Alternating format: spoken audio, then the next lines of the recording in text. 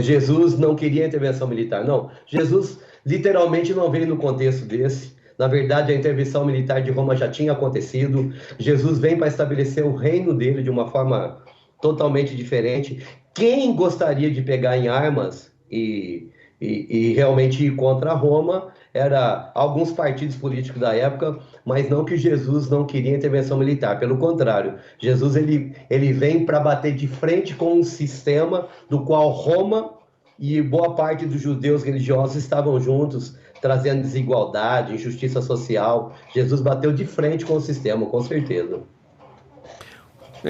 Eu não sei, é para eu debater isso com o bispo, porque agora esse argumento... Vocês que se virem. Esse argumento vai ficar gravado, isso, hein, bispo, que o senhor falou. Mas Jesus Cristo, por todas as vezes que eu li a Bíblia, e eu a li algumas vezes... ele Você pregava... foi catequista, Bia? Eu fui catequista, eu fui coroinha na Igreja Católica, fui catequista, né? Ouso dizer que conheço bastante bem a Bíblia, li algumas vezes, conheço alguns trechos de cor. E Jesus Cristo pregava justamente uma pauta que a gente não vê nesses grupos conservadores. E sim a pauta que você disse que não é a pauta da Isabeli, não conversa com a pauta dos conservadores. Eu acho incrível isso. Eu acho incrível que os ditos conservadores querem intervenção militar, que era uma coisa que realmente Jesus Cristo foi contra o sistema, que era justamente Roma, né? Dentro da Galileia e tudo. Queria divisão de renda, ou seja, igualdade social, que é a principal pauta da esquerda. Era isso que Jesus Cristo queria, né? Vantagem para os desvalidos, os oprimidos. Essa é a pauta da esquerda. E os conservadores querem o contrário e falam em Bíblia. Ô, bispo, não combina. Você está sendo muito simplista, Bia. Deixa eu te falar uma coisa. Eu acho que devia ser simples. Deixa o bispo falar. Você está sendo muito simplista. Realmente, a igualdade tem que ser para todos, mas o Senhor Jesus, em nenhum momento, ele deu as mãos para corrupção, para ladruagem, mentira, do qual a esquerda está de mão dada, usando como... não, nós temos que fazer isso daí para os pobres, mas a gente sabe realmente o que chega para os pobres e o que realmente fica no bolso daqueles que estão dizendo que é para os pobres. Então, a gente precisaria de um tempo muito grande para falar sobre isso, Bia. Então, você fica muito simplista. É verdade. A gente vai saber, a partir do dia 1º de janeiro, a gente vai conhecer o maior esquema de corrupção da história do mundo, 400 bilhões de reais desse orçamento secreto do governo Bolsonaro. Um governo que ficou 4 anos sem dar um aumento real do salário mínimo. Divisão de renda, projeto social nesse governo, acabou tudo, né? A gente teve a desmontagem do atendimento da mulher vítima de violência nesses 4 anos de governo Bolsonaro, sem falar várias outras coisas. Mas aí, corrupção... qual que é o seu nome mesmo? Bispo Cláudio. Ô, Cláudio, corrupção tem em todos os governos. Todos os governos. Governo de direita, governo de esquerda, mas não tem denúncia de corrupção contra o Bolsonaro. O governo militar... Qual é a denúncia de corrupção contra o Bolsonaro? Sigilo de 100 anos. Bolsonaro está solto. Orçamento secreto. Você tá falando do sigilo de 100 anos? Soltos. O Lula foi preso. Estão soltos. A gente não pode reescrever a história. Foi preso. Estão soltos por causa do foro privilegiado, Caio. Nani. Não tem... Não há provas, não há confissões. Estão soltos por causa do foro privilegiado. Vai acabar isso aí em 1º de janeiro, e por isso que o homem está chorando em qualquer coisa, em qualquer canto ele está chorando. Seu. Você acha que vai... Você não tem certeza disso. O que eu estava dizendo é o seguinte, Cláudio, todos os governos têm corrupção. O que a gente, como cidadão, tem que fazer, aqui em Limeira, eu conheci um pouco mais profundamente essa semana, o trabalho do Observatório Brasil Limeira. Observatório Social Brasil Limeira. É muito legal. É um trabalho legal, o pessoal fica em cima das contas públicas. Então, assim, tem que ter mecanismos para evitar a corrupção, porque a corrupção é inerente do ser humano. A corrupção é inerente ao ser humano, ninguém é santo, né? E a corrupção, em vários níveis, é inerente do ser humano.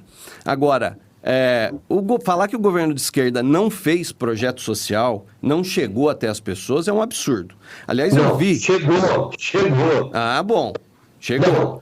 Agora, você quer comparar o que chegou e o que ficou? Agora, me compara o que chegou lá no governo do PT e o que chegou no governo Bolsonaro. Sem R$1 de aumento real no salário mínimo, por exemplo. Só para dar um exemplo. Viu? Você quer comparar o governo Bolsonaro com pandemia, com guerra? Posso te falar uma coisa? Se tivesse sido o governo de esquerda com a pandemia, nós tínhamos virado uma Venezuela, Bia. Nós já viramos uma Venezuela, pastor, desculpa. Não, nós vamos virar uma Venezuela. Não, a gente está num processo de venezualização. Não, mas há 16 anos atrás. Sim, tivemos aí um hiato agora de 4 anos. Mas olha, independente deixa da sua... Deixa o bispo falar, eu deixo. Está interrompendo o bispo, deixa o bispo falar. Fala, bispo. E na verdade, Caio, eu acho muitas vezes, e eu quero até falar para vocês da bancada aí, vocês deixam muito simplista a questão do protesto, dizendo que é antidemocrático, que a gente não aceita a vitória do Lula. Não tem nada a ver com a vitória do Lula, tem a ver com tudo que foi construído, esse ativismo judiciário, esse monte de injustiça, esse monte de mentira. Se tivesse sido tudo às claras, posso te falar uma coisa? Se tivesse sido qualquer outro candidato, eu acredito que já não tinha nem tido protesto. Aí pega um camarada com 26 processos, em cadeia para dar com um pau, aí por uma manobra judiciária tira ele. Alexandre de Moraes fazendo tudo quanto é coisa para manter o cara lá. Aí a gente protesta, aí nós somos ato antidemocrático. É difícil, fica complicado. É que os argumentos do bispo, Bia, minha gente... Aliás, eu quero convidar os dois para a bancada aqui. Vamos trazer os dois na bancada? O bispo Cláudio fica de um lado, o Bia fica do outro, e a gente dá 2 horas para o debate acontecer, porque agora nós temos mais alguns minutos. E o papo é bom, a conversa é boa, mas eu entendo o que está falando o bispo, porque eu vejo isso na grande maioria do limeirense. O limeirense não se conforma, aqueles 130 mil dos 180 mil possíveis, com o fato da recondução de alguém que estava preso à presidência da República. Ninguém está discutindo. Eu acho realmente, bispo, que o Lula foi muito bem na economia. Os 2 primeiros mandatos do Lula significaram a inclusão de muita gente no que à época se chamava de nova classe C. Muita gente ganhou dinheiro com o Lula, inclusive os banqueiros, inclusive o mercado financeiro. Mais vezes, né? Foi um período de prosperidade, isso é inegável.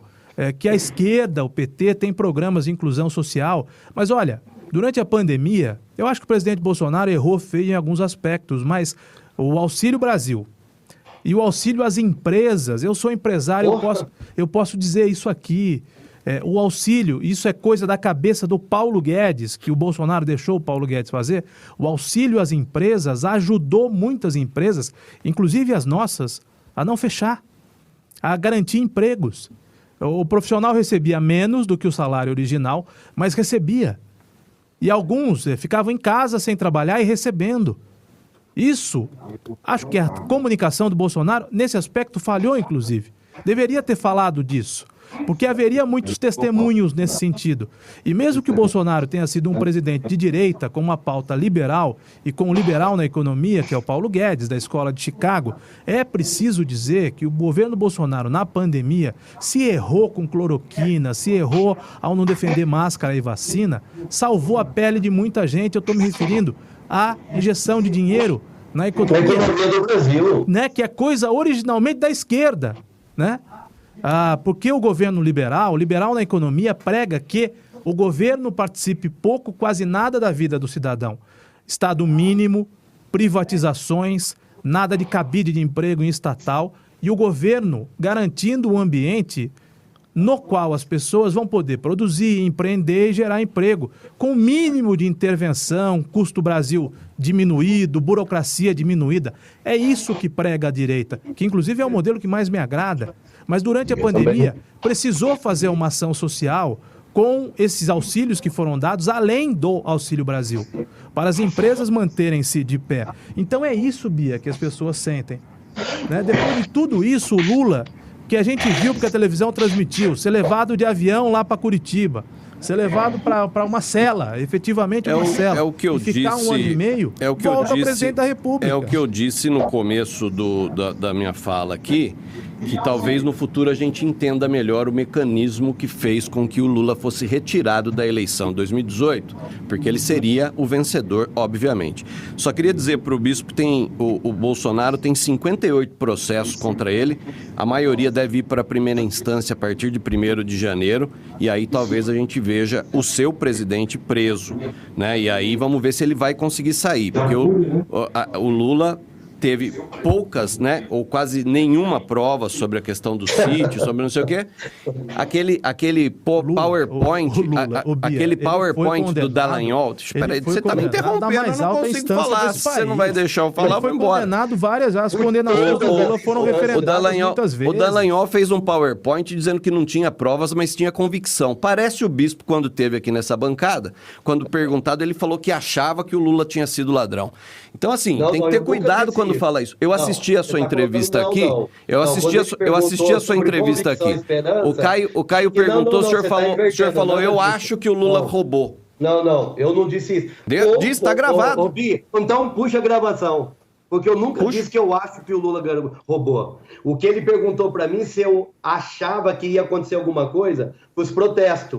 Eu disse, não, tenho esperança, não convicção. Então, eu vou puxar isso aí, depois eu te mando. Eu te mando no WhatsApp, que é o mecanismo que vocês usam mais para. Outra coisa é o seguinte. Eu só queria falar uma coisa final. O senhor falou da questão de ser chamado de golpista o pessoal que está no TG. A partir do momento que o pessoal pede intervenção militar, é golpista. Ponto. Se tem uma faixa lá, e tinha pelo menos que eu vi, pedindo intervenção das Forças Armadas, então é golpista. Esse é o papo. O golpe já foi dado, Bia. Agora, deixa eu falar uma coisa para você, presta atenção. Eu não tenho, como a esquerda, bandido de estimação. Ah, que bom. Se for comprovado que o Bolsonaro roubou os filhos dele, que eu também acho que não é boa coisa, então esse eu estou falando, ó. Os filhos eu acho que não é boa coisa. Se tudo foi comprovado... Se o fruto não é bom, a árvore não é boa. Falar, Bia. Sabe o que eu quero dizer para você? Não, se for assim também você está generalizando. Não é assim. Você pode falar isso de árvore, não de pessoas. Tô brincando. Deixa eu te falar uma coisa para você. Se for comprovado tudo isso, eu acho que tem que ser preso com o maior rigor da lei. É assim que homens sérios agem. Eu não vou fechar os olhos só porque o Lula... Eu já votei no Lula. Em 2002 eu votei no Lula. Mas eu fui enganado, como muita gente foi enganada. Mas não vou ser de novo. Eu já votei no Aécio Neves, já falei isso aqui também. Eu também já. Puta porrada que eu tomei. Puta cagada que eu fiz. Agora persistir no erro não dá, né, gente? Bispo, muito obrigado pela sua presença. Queremos o senhor aqui na bancada, é sempre um prazer. É um prazer.